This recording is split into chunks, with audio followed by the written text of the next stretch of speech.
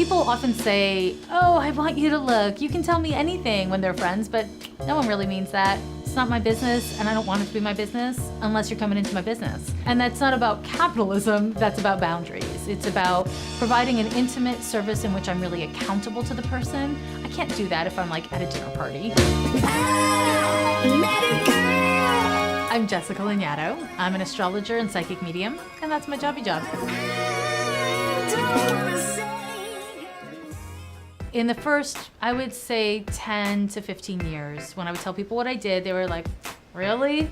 That's what you do for your living? I'm from Montreal and I'm a Capricorn. I don't need people to believe in me. I don't need people to be woo-woo with me. For somebody who's super woo, I'm not that woo.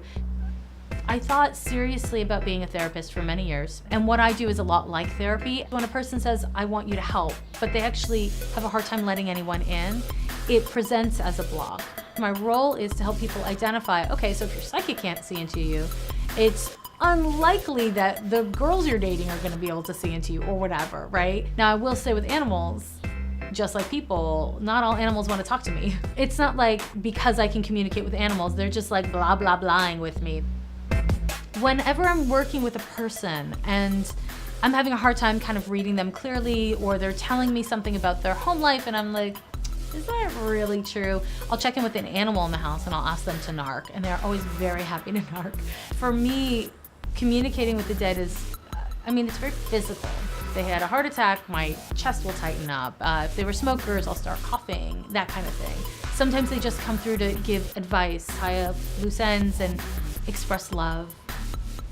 I think in terms of people doing this work for a living, it's rarely a fast rise. You have to earn people's trust in order to have a client base that returns. You have to give them things that help them, truly help them. And you also have to deal with the burden of proof. You have to deal with being in an industry where people are like wanting to withhold information. They come in, they've scheduled with you, but they're still withholding information because they don't trust you. Some people feel that you shouldn't charge for spiritual work.